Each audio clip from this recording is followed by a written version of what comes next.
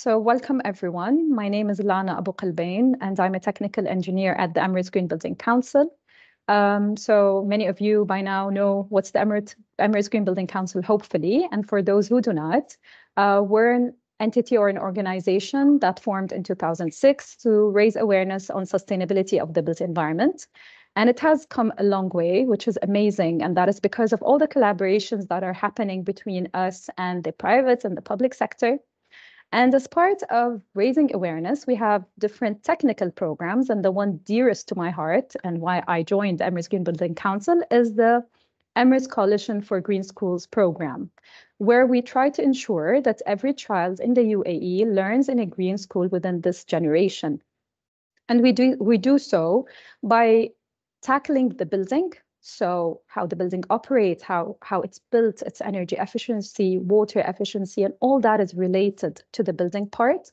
But at the time, we do workshops heavily with Dar al-Handasa, especially with Ibrahim and Samer, who I see attending here, to raise awareness for students on what sustainability is using different topics. So with that being said, today's webinar marks Outdoor Classroom Day, which falls on the 18th of May. And webinar discussing different topics more onto landscape. And today we'll be discussing from concrete to green. How do we transform school grounds for holistic education and to really unlock their potential? So with us is Dr. Beatrice Henkel, who will moderate today's session. She's a member of the Emirates Green Building Council. I'll leave the floor to you, Dr. Beatrice, to tell us more about yourself, maybe using the same perspective which you'll guide the speakers to, which is how do you define yourself in relation to outdoor school spaces, let's say. And I hope that we have a very interesting, fruitful discussion. Thank you.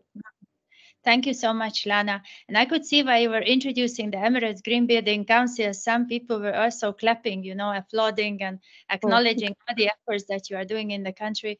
And I can just testify to that every time I'm joining an event at Emirates Green Building Council, I really love it. I feel that it's very hands-on, very much like an action-oriented initiative and lots of nice projects inside. So please get to know more about the council.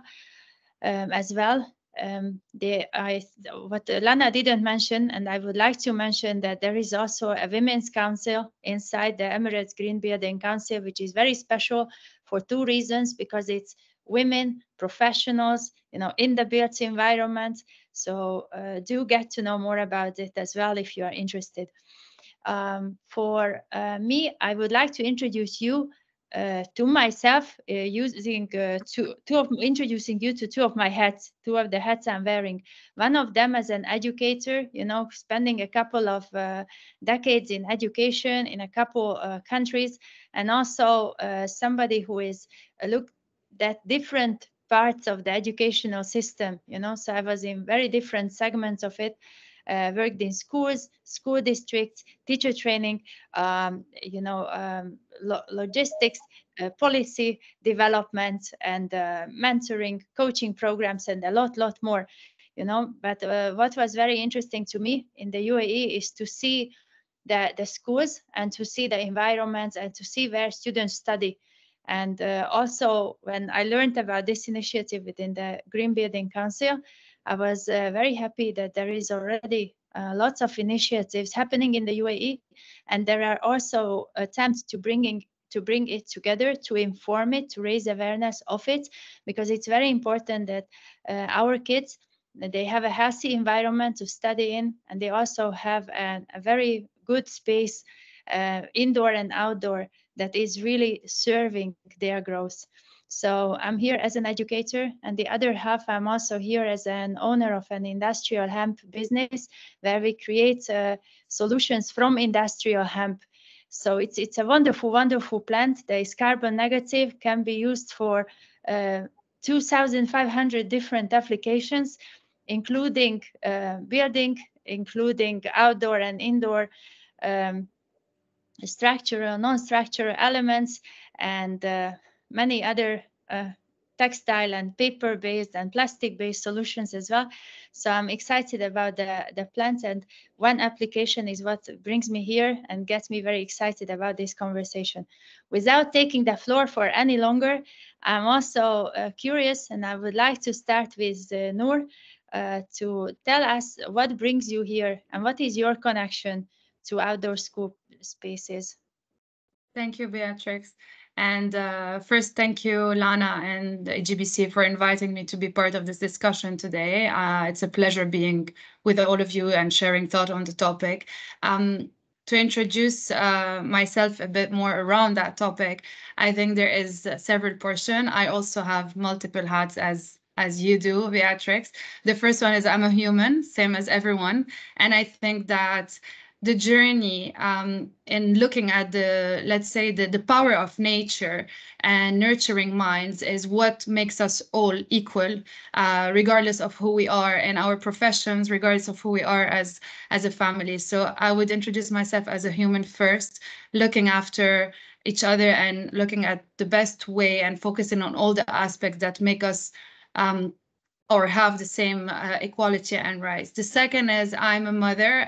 So I'm a mother of 2 boys. And once I started my journey as a mom, I got more and more interested in the topic of children and about understanding children, understanding their behavior, their learning, their development needs, and the importance of the relation of the outdoors environment that had on not only on humans, not only on minds, which I was as a designer already, getting knowledge of, but also understanding the importance of it for kids.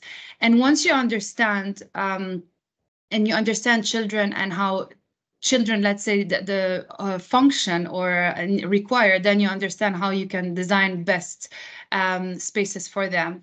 And finally, I'm a designer, and I'm with Gensler, as you can see in the background. Gensler is a design firm, for those who don't know, but is a design firm who focus on multiple practice area. I'm at the moment working in their hospitality, residential, and I co-lead the sustainability also portion of it with my colleague Samar, and we're working with EGBC for a few years now, and I think that's let's say, the main focus to create the best environment and crafted stories for children, for the outdoors, and for, of course, the classrooms as well. Thank you so much, Noor. And from you, I will go and ask Philip, somebody who is, do you prefer Phil or Philip? Let me check first. Phil is perfect. Okay, so I will move on to Phil and ask you, somebody who is working in Terra, which already is a phenomenal space, for kids, to tell us, what are your hopes from these discussions, and what makes you interested? What did you say yes to this the discussion? Well, thanks for having me today. Yeah, my name is Phil Dunn, and I'm a senior manager here at Expo City Dubai. And Terra is the sustainability pavilion that is here. Maybe some of you have been through it during Expo 2020. Maybe some of you have been through here after. I'm a landscape architect by profession. So I've been practicing landscape architecture and in sustainability since 2005 in the UAE. And so to Noor's point, I've also raised 2 humans. So I have 2 kids that have been raised here in the UAE. And of course, always using nature as a learning experience and as their outdoor classroom as they grew up here. Terra, as a facility, gives an amazing opportunity for people here in the UAE and internationally that have visited us. And we have an exhibition underneath the amazing sustainable building here. And you can either go under the forest or under the ocean through these exhibits. And they are an immersive experience, and they try to connect people back to nature. And I'll speak more to that connection later in answering some questions. But It's such an important thing. So they expose people and connect them back to nature through these exhibits that we have here. And we talk about what is happening with the planet and what us as humans are doing to nature and how we can solve some of the problems that face us as humanity. Thank you. Thank you so much. And I would like to ask you, Jerry, somebody from the academia, and I'm very happy to have you here to know more about you and your connection to this topic, and also encourage every one of you listening. Please put your questions now while you are listening to our introduction in the chat box or in the Q&A section. So after the introduction is over, I will check back with Lana to see what your questions are, so we can really make this 1 hour very interesting for you too. Please, Jerry. Yes, thank you very much, Beatrix, and good afternoon again, my dear colleagues on this panel. Always good to catch up with Ms. Lana. She knows how to put one on the spot when it comes to things like this. But I have to commend her appreciation for the role of academia in this kind of discussions, because too many times people think we in the academy just raise questions and don't know about the real world. But we learn a lot from those of you who are in the field, and we use that kind of information to train the big kids who would be so-called future leaders and professionals. So I'm here as an educator. If I raise any dumb questions, please answer them as patiently as possible, because such information would help me, again, train those young minds that would fill your shoes tomorrow. Thank you very much.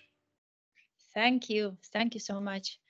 And last but not least, you know, we always leave the best for last. So Ibrahim, tell us, thank you for joining, and tell us about your connection to outdoor school spaces. Thank you for inviting me this session.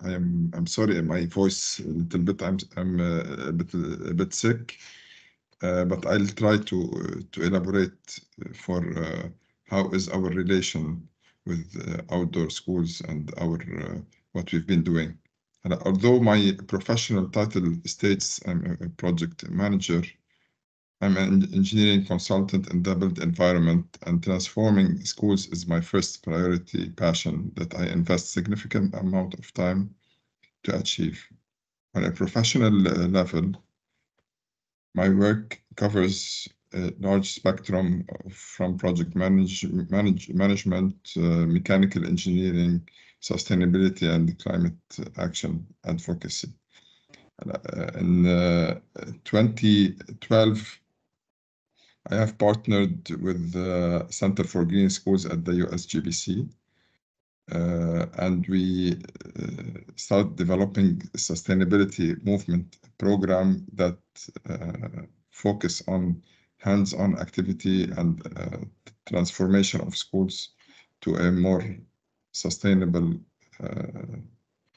practice. Throughout these years, we have an impact on over 80,000 students with 1,200 teachers and 700 volunteers from DAR, from the Green Building Councils, including the Emirates Green Building Councils, that have made this great impact.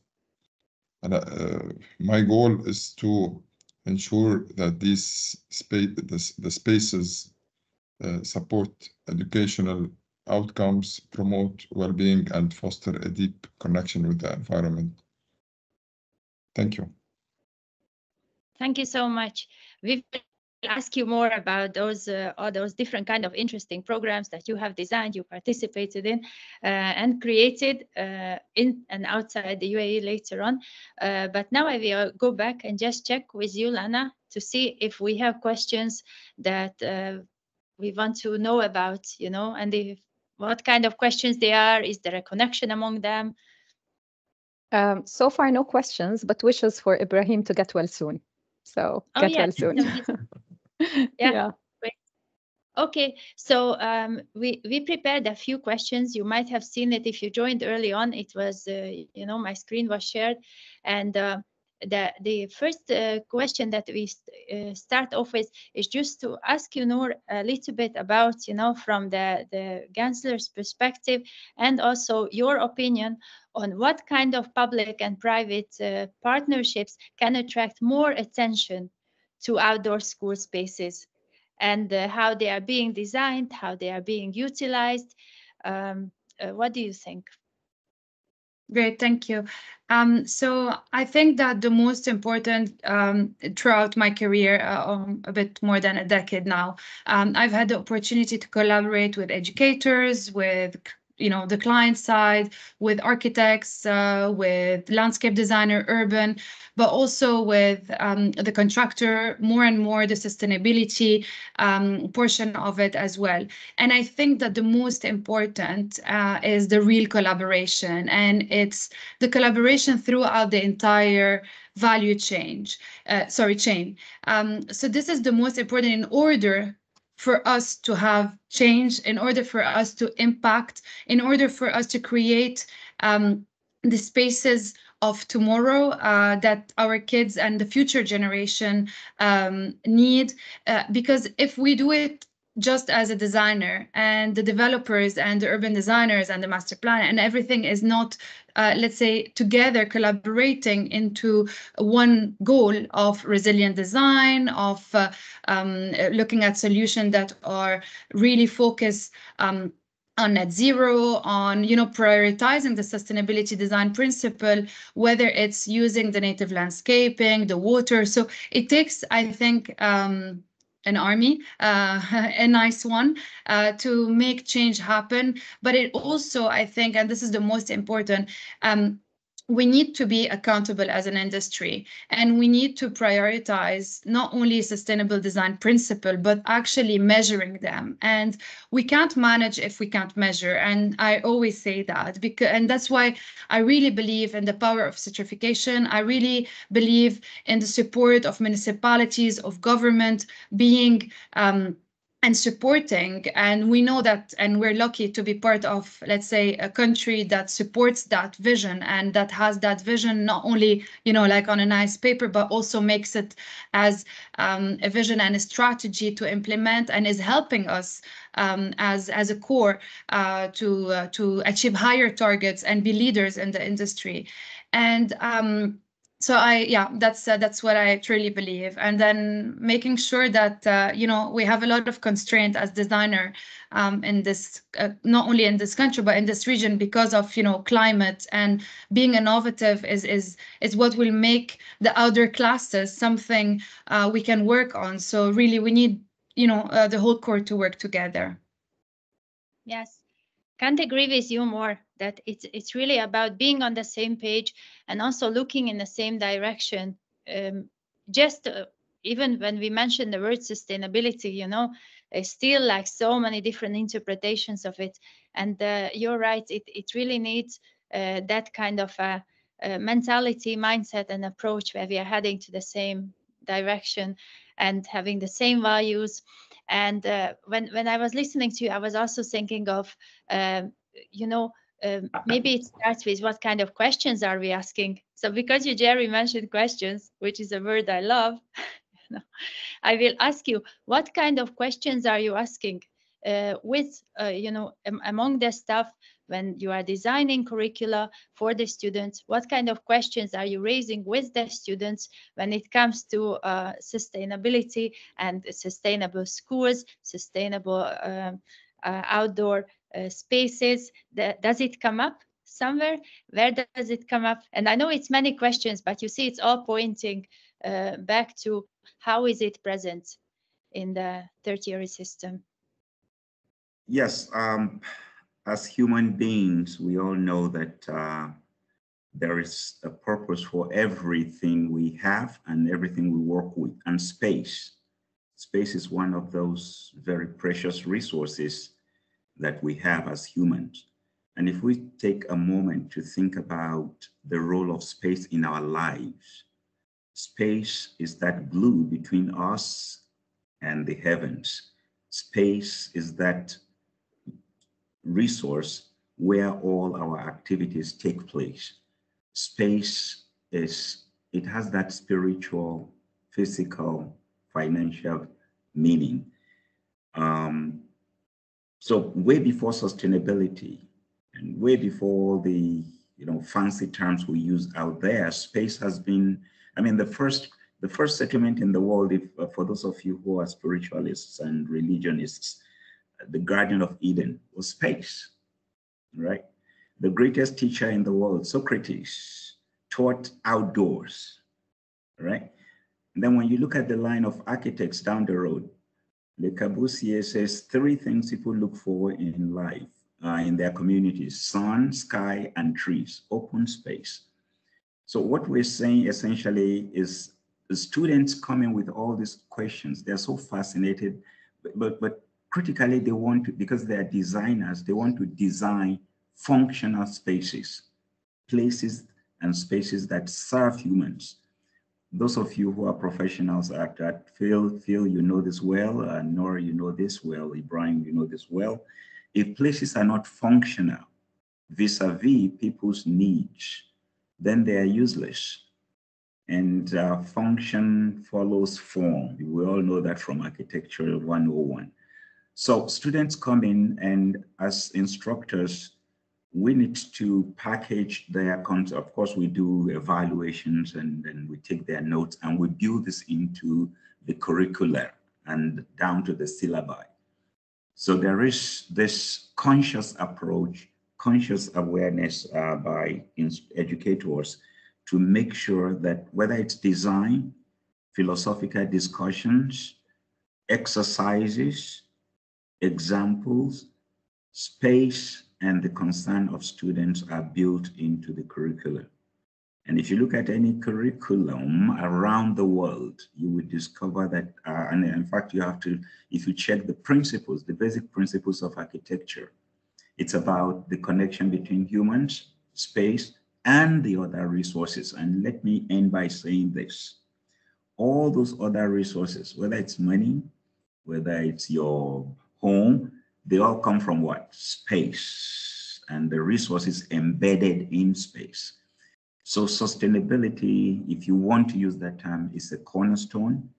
It's probably the central nervous system of everything that education and educators do today, not because of the flair and the tantalizing taste of that word sustainability, but because of the fundamental importance of space in our lives.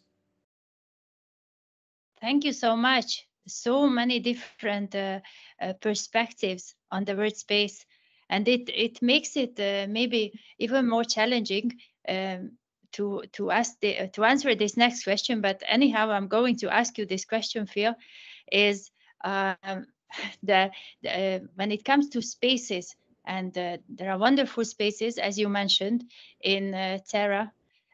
Why are they necessary? When you were designing, how did you see them contributing to the child's growth? And when we talk about growth, then we talk about many different areas in that growth journey. How did you envision the space of Expo City, of Terra Pavilion helping and contributing to this growth? Yeah, that's a great question. Maybe I'll just back off like just a bigger view from Terra and Expo City specifically, and just back away to the idea of why is it important? Like, why are outdoor classrooms important? Why is nature important? And sometimes it seems that people have trouble answering that question if you ask them why nature is important. But, it's certainly important because we are nature, and nature is all around us, and everything that we get is from nature, as Jerry was just saying. And so it is the most important thing that supports us if we look at it as a human-centric and a bit selfish, but it supports us in all the things we do. And so from a perspective of outdoor classrooms, that's getting our children out into nature. And an outdoor classroom, I don't really know how to define that. Like, where does it begin and where does it end? Where does your learning opportunities start and finish when you get into nature? So that's a question up for debate for sure. I think you could sit in your apartment and observe the sky for 10 minutes and you would learn something from looking out the window and simply watching the clouds and the birds and whatever happens in the sky go past you. So, you know, the opportunities for outdoor learning, outdoor classrooms, learning from nature, that's a big subject. But you can certainly tell, you know, when a classroom or an outdoor space has been designed by lawyers instead of landscape architects. And sometimes when I say that, you can see that in playgrounds, for instance, there has been a lot of sanitation of playgrounds over the years. So you see a lot of yellow, green, red, blue, modular, rubberized surfaces and sort of a movement away, or certainly in the 1990s and 2000s, a movement away from natural play areas and natural play systems. And that was because of risk and because of liability. So a lot of that was driven by that. And as we have progressed in the last 20 years, we've seen more nature-based play areas and outdoor classrooms coming back to life, which is really exciting. And I think that speaks to this idea of like nature deficit disorder that people have started to identify with children, and different things that we start to see happening within our societies, and our disconnect that has happened from nature. So maybe getting back to what Jerry was saying, maybe we're not in a climate crisis, we're in a spiritual crisis. And our disconnect with ourselves has disconnected ourselves from nature. And it's not until we can relying also a lot on bringing, and I think as designer, the outdoors indoors, due to a lot of challenges we face, which is interesting. But we can debate the way of doing it, as you're saying. I think you can realize when it's a lawyer or a designer that really work on it. And I think this is a very, very important, because the concept of sustainability is not, and to bringing, let's say, outdoor indoor is not just to add a little tree and 4 plants in any of our spaces. So I think it's I agree fully with you, Phil, that it's really important that we look at the outdoors in a way more interesting way, and take liability on what we are actually designing and creating. Yeah, absolutely. And so by creating those spaces, I think we are helping to connect people back to nature. And so if there was 2 people drowning in the river and you knew one of the persons and the other person was a stranger, who would you save first? You'd save the person you were connected to, the person you knew, right? And so until we can connect back to nature, it's going to be really hard for us humans to want to save nature. And so I think one of the key roles that outdoor classrooms provide, and facilities like Terra that are connecting people back to nature by bringing them to nature. And in Terra, for instance, we have as Nora was saying, we have the outdoor native plants in our beautiful xerophytic landscape. And then we also have indoor exhibits around nature. But until we connect people back to nature, it's going to be really hard to overcome the apathy that people are having towards nature. And once we overcome that apathy, then we can perhaps come together to provide some of the solutions that the planet so desperately needs. Yeah, thank you so much for that, and especially for mentioning the elements that it's about to transform what's around us. We need to transform what's inside us. Inside us, we don't have that connection with us. So when I was listening to Jerry and the spaces, I was thinking of how much space we have in our calendar, how much space we have in our life to meditate, to be mindful, for physical exercise, and lots of these other things.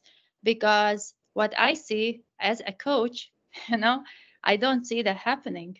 I see many people struggling to find space in their life for themselves. And until they start healing themselves, there is no healing that can happen around us and around them. And there is no connection with the nature as long as they don't have that connection with themselves. So that was a very important point I liked. And I would like to bring in for you, Ibrahim, a very interesting question from Alex. And Alex, thank you so much for joining us. And it links to both of the points mentioned, Phil and Noor. And the question is, how does each of the participants, now I'm specifically asking you, Ibrahim, how do you foresee the evolution of school outdoor learning spaces in the context of ongoing climate change and digital transformation? Let me first I agree what the three speakers have mentioned. I do not have much to say more. The influence of the outdoor space on the students is something very important. From my perspective, as I mentioned before, we have prepared part of the sustainability movement, a green teachers training program. Chapter 2 of that program discuss on playground and outdoor spaces. Enhancing that outdoor space can enrich the full potential, and I can see 4 key aspects we need to consider in this. The first aspect is the green playground or outdoor space. Incorporating sustainable design into the playground is importantly vital, and this include to use sustainable material. I'm looking here from my perspective of the built environment as an engineer. To use durable material, non-toxic material, and the high recyclable content within the playground, creating green areas and installing waste sorting to make the playground and a part of that can influence the students while adding more signage and to influence their activity. The second aspect that I can think of is engagement and usage. When we see these spaces being actively used for a variety of purposes, for learners to play, to relax, we can be confident that they are effective. To measure this, we can conduct survey and collect feedback from students, teachers, and parents. This can provide valuable insights into how these spaces are utilized throughout the day, and we can think of how to enhance them. Physical and mental well-being, and how we can release the stress, and how to make the outdoor space an opportunity for physical exercise and social interaction, and how to design it to add physical activity levels, and this could be also monitored by attendance and behavioral records. But I'm looking into the outdoor space and the interconnection between their mental activity and their physical activity, and how the spaces are designed. Finally, I can see the safety and accessibility from a design perspective. I can look this into to be well secured and accessible to all students, including those of disabilities. These 4 aspects, a well-designed outdoor space can contribute actually to enhance the overall school environment and can influence students to adopt sustainable practices to increase parental awareness, because also parents are attending, mainly they visit the outdoor space, and this can influence the students and their parents directly. Usually parents do not come into the classrooms, they pass through the outdoor space within the schools and boost the overall school profile. By focusing on these characteristics and using the right measurement tools, we can enhance the outdoor space and truly we can unlock their potential. Thank you, Ibrahim, and thank you for those 4 points as well. And a little bit going back and addressing, you know, the question that we got from the audience. I will try to combine a question that you know, came from Alex, and before I asked you, and now I will open it up to everyone to see what you think about it. Is that what can make these outdoor spaces attractive? Because sometimes we also see people sitting in very nice parks and being on the phone and not even talking to each other, or their kids, or it's the babysitter. And also there is another question. Once you manage to see, I don't know if you see the chat box, but it's very nice conversation happening there. Thank you, everyone.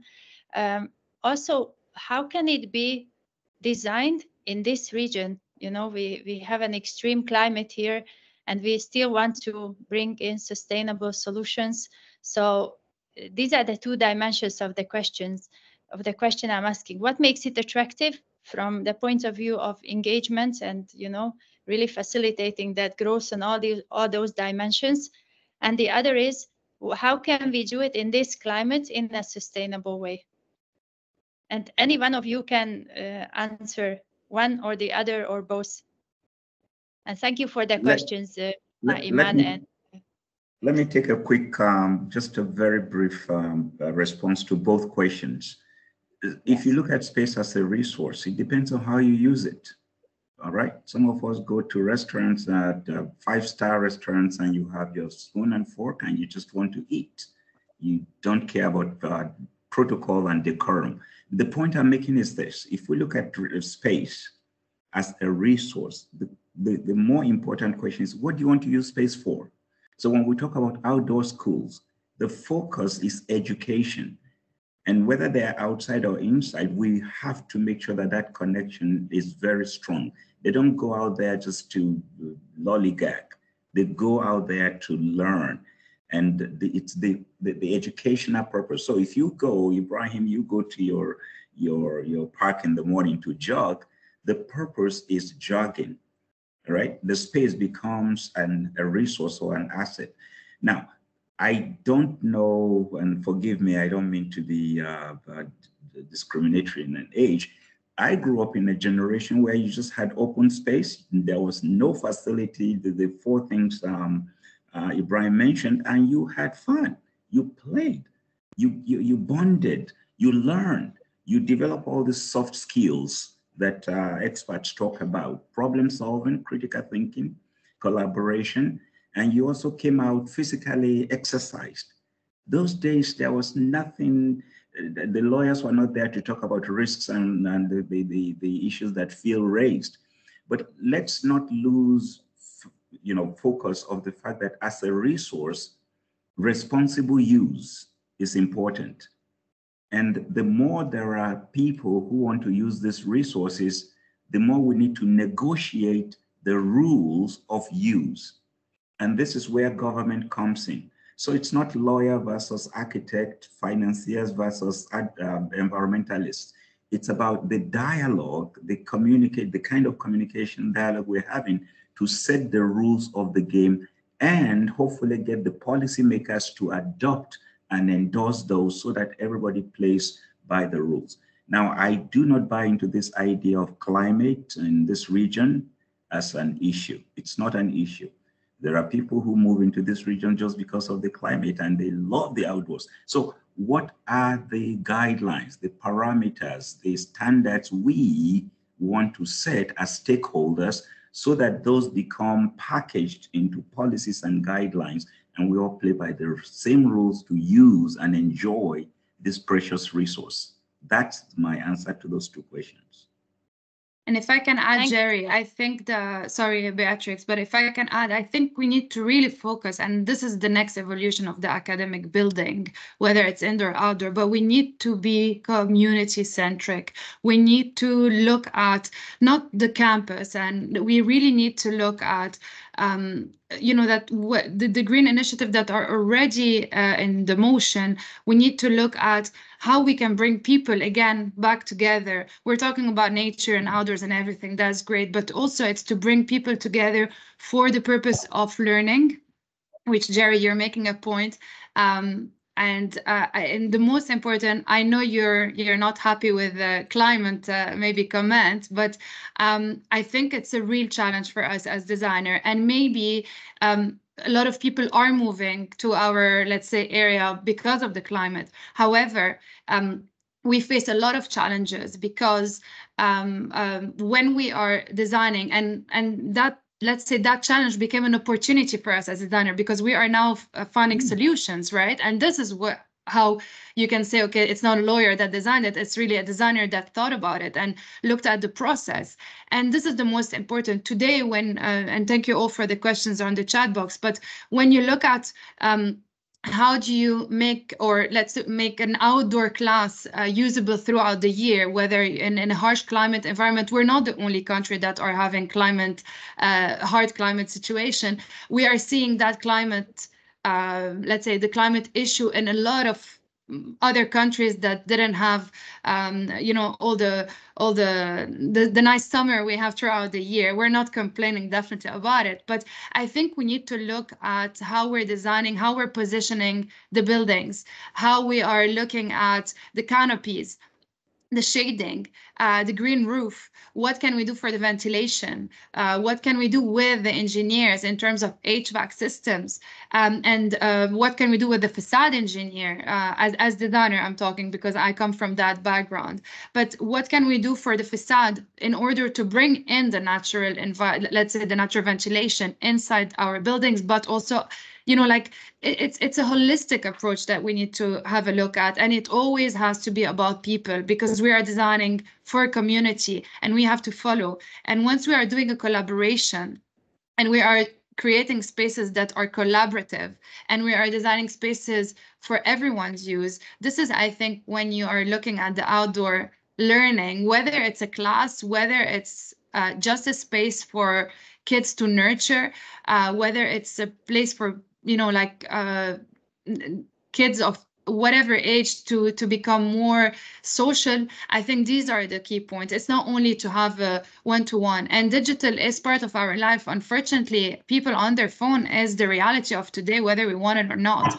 That is a reality, and as much as we want to fight it, I mean, AI is already a few years in, you know, so we really need to speed up and find solutions in order to actually also address the need of the next generation, because their needs is not the same as my generation or next generation or older generation.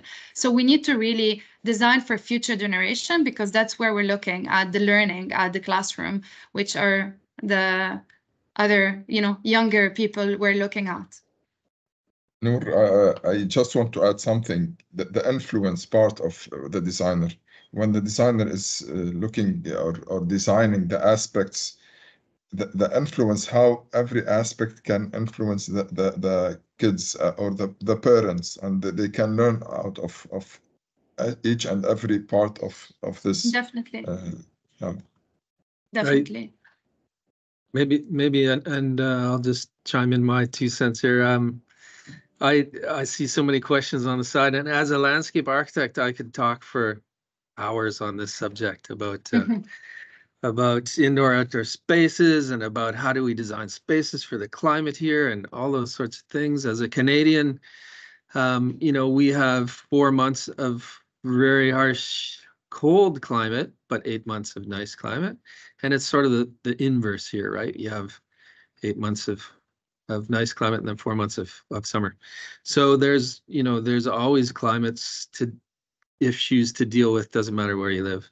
And it's just how you bring those learning opportunities, if you're talking about outdoor classrooms, inside. So at Terra, again, going back to Terra, talking about how we have the exhibits on the inside and the gardens on the outside.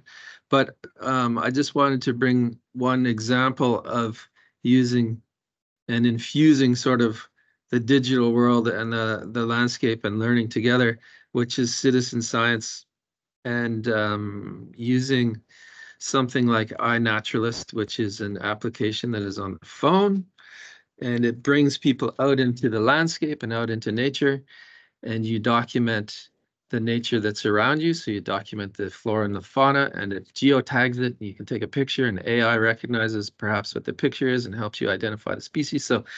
So I think this is answering Alex's question, or perhaps talking about the integration of technology and nature and outdoor learning and all the things together.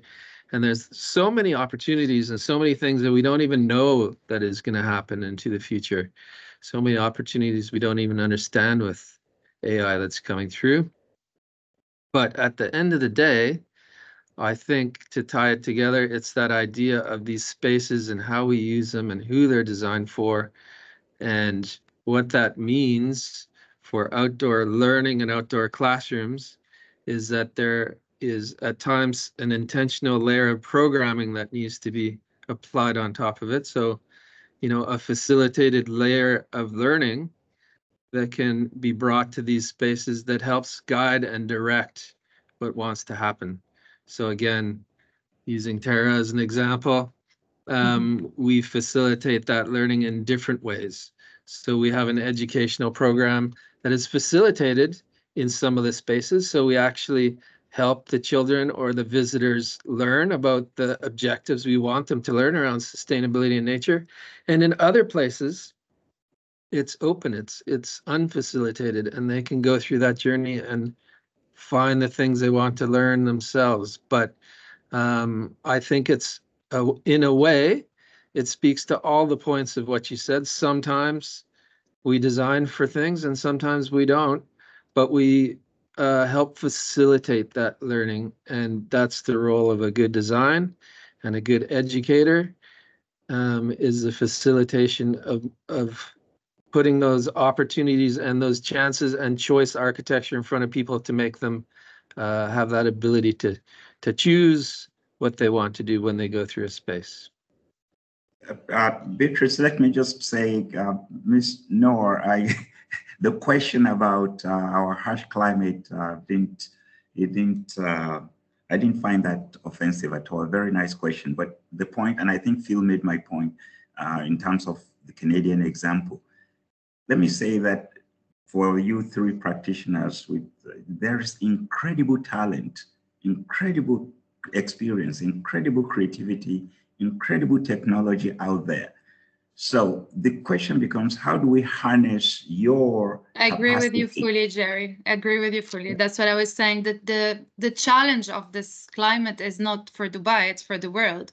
And I agree with you fully. There is so much talent, there is so much solution, that today this challenge, let's say, became an opportunity for us as designer, because if we don't have challenges, then we cannot create new spaces, we can't go further. So I agree fully actually with you. Just wanted to clarify that. And it's great to hear also from you, because I think you have a way different perspective, which is actually, in the space. And again, I think thank you for your comment. It was let's say it brought us to be able to talk about the solution that we can offer or we can think about as a community in the built environment. The public policy dimension is always there and probably the most weighty. And this is where our activists, the greaters of the world, come into play, where they can now work. And you mentioned, everyone has mentioned the word collaboration. Everybody has a role to play. Parents, the children themselves, activists, everybody. And I think the more we communicate and reach the so-called common ground, the more public policy makers will be less confused and, and play their part in making things feasible for, everybody complains about government and bureaucracy. No, it's not. The government is us. And I think the quality of conversations, the quality of communication, the quality of collaboration will determine the effectiveness and efficiency of implementing sustainability. I also think that, sorry, Beatrix, I also think that the kids actually, once you give them a space, whatever you give them, they are the one that are creating actually the space itself. So the base is, let's say, is by us as in the built environment. But I truly believe that the kids are the maker of their own space, because they have, I think the most creative people are the children, and that's what we always see. You can design it in any way, but then it transforms when it starts to be used. And this is the most interesting, I think, and the biggest learning. Once you, again, you collaborate with the end user, which in this case would be the children. All right, thank you for, having this discussion. There is not much need of a facilitator. It was very enjoyable just to listen to you all as well.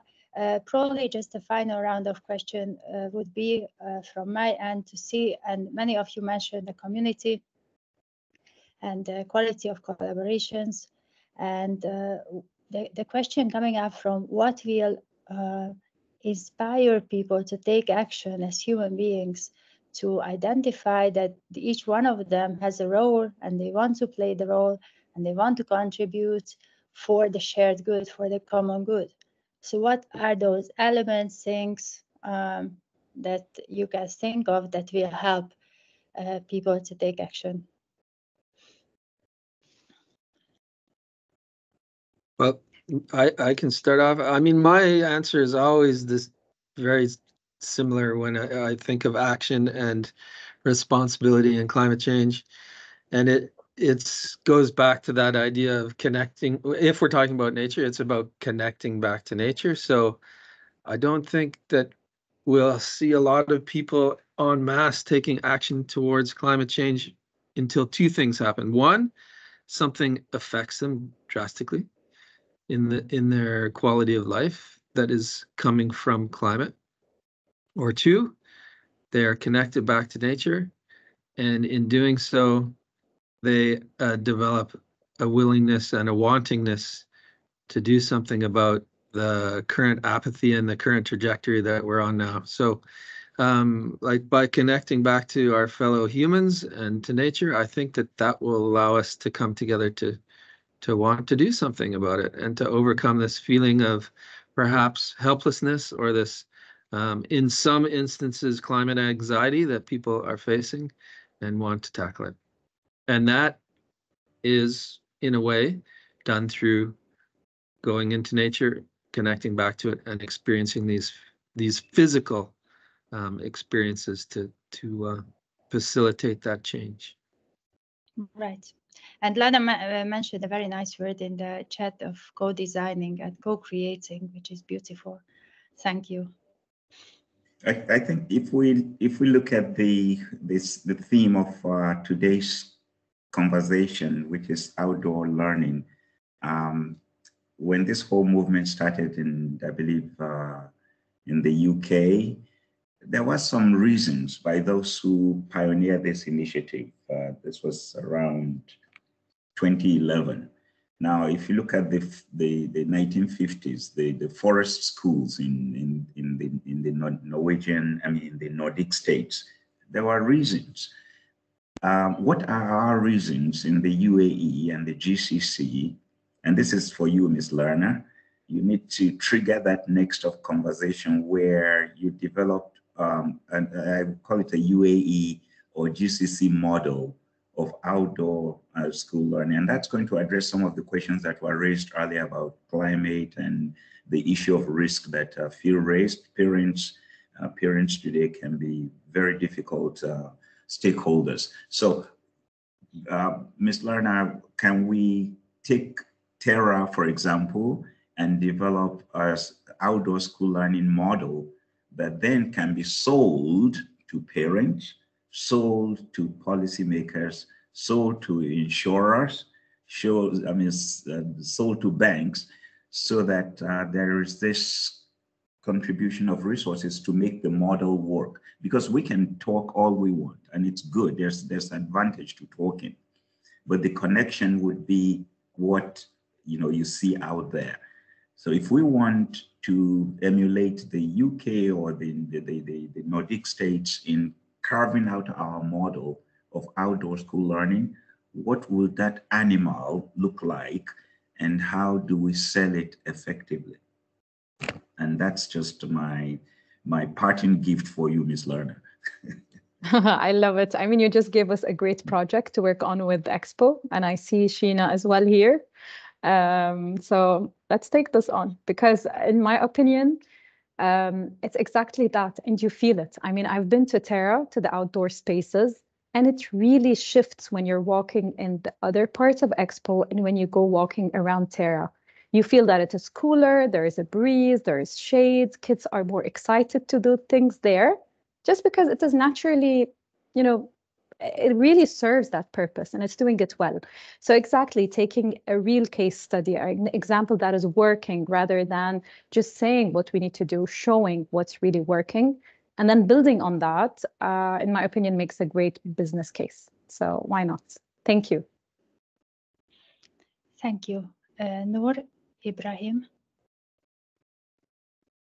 Let me start. The actions, I believe each of the stakeholders in this matter could have an action to do. I totally agree with Jerry. The Gulf region here have very specific conditions that should be addressed. It's not similar to the other parts of the world. From my perspective, as I mentioned this before, we have the learners, we have the school administration or the school principals, each of those, and the school designers and the operation and maintenance team, each of those have a contribution to do to make the outdoor space more livable or more influential. I see also those could be part of the guideline that Lana will promises will be working on for the guide. Right. Thank you so much, Noor. I mean, I agree with the gentleman, and again, I think there's examples that already, built, and there is so much, Lana, that we can use as examples that are already working. It's only, I think, more education for the whole value chain that we're part of, as we're saying, from the start till the end user, and also in terms of operation, it's really important. But I think it's we all agree that it's a collaborative, let's say, work to be done across and throughout the process. And the project, Jerry, you're proposing is, I think, a nice challenge and a good opportunity. Thank you. Thank you so much. And also, I would like to say thank you for the audience, everybody being here. You are really amazing. And, I hope that all of you can see the chat, because there are questions coming up and there are answers. There is such a nice co-creation and collaboration happening while we are having this conversation as well. So that's absolutely amazing to see. And also that it's not just conversations, but actual projects can come out of conversations like this is an additional blessing for me, to witness this. And I would like to, say again, thank you for Emirates Green Building Council for creating this opportunity for not just a conversation, but for actual ideas, for co-creation to take place, and it just shows, you know, the values that you are representing. It shows in the audience as well that there is so much of a sense of co-creation, co-design that you mentioned, Lana, that it's amazing to see. And hopefully, you know, a lot more events to come. And maybe if you want to take a moment and just to share what upcoming events you have, so people who are here, they can also mark this in their calendars. That would be nice. Sure. So if you've been following us on LinkedIn, you'll see so many posts coming up regarding our Congress, which will fall on the 12th and 13th of June. And it's packed with so much to learn, honestly, so many topics related to the sustainability of the built environment. So I invite you all to register to attend. And if you really come, let's just connect and maybe talk about schools and other things. Brilliant. Yeah. So much, Dr. Beatrice, and to our panelists. I guess with this, we wrap it, and we'll be sharing the video recording of this session on our YouTube channel. So keep an eye on our LinkedIn as well. Any further comments, Dr. Beatrice, or any of the panelists? I would just like to say thank you for everybody being here, being active, and sharing so many nice thoughts, ideas, suggestions. It's really appreciated. Thank you. Thank you all. Thank you. Thank you. Bye. Thanks, everyone. Thank you. Bye. Bye. Bye.